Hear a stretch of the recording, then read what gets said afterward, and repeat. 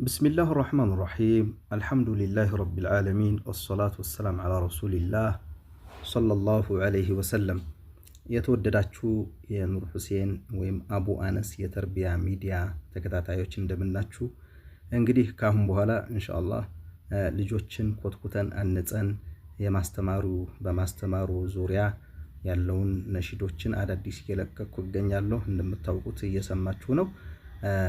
አሁን ደግሞ ኢንሻአላህ ያው ተማሪዎች ህፃናቶች ኬጂ የሚማሩ የምርቃት ሰዓት እና በትምህርት ቤታቸውም መዝሙር የሚዘምሯቸውን እና ያለን ምንም ክፋት የለውም። ወንድምናቶች ክፋቱ ግጥሙ ላይ መጥፎ ካለ መጥፎ ልንለው እንችላለን እንጂ መሳሪያ አለውና ልጄ አትማርም ወይም አትመረቅም በመሳሪያ ያለ መዝሙር ነው የምትዘምረውና እዛ ትምህርት ቤት አትገባም የሚል ወዳጅ የሱና ተከታይና ሙወሂድ ነኝ ባይ አይታንም ሰምተንም አናቅም።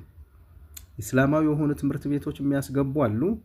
እዛም ነሽዳ ያስፈልጋል ነው። ልጆች የመጫወት ባህሪያቸው አላህ Subhanahu Wa Ta'ala በተፈጥሮ የሰጣቸው የመንቀሳቀስ የመወዛወዝ የማጨብጨብ ይሄንን ጭፍልቅ አድርገን እስልምና ሐራም ሳያደርገው ሐራም ብታደርጉ ሰዎች ተጠንቀቁ፣ ነገ ትዋረዳላችሁ። ውርደት ነው።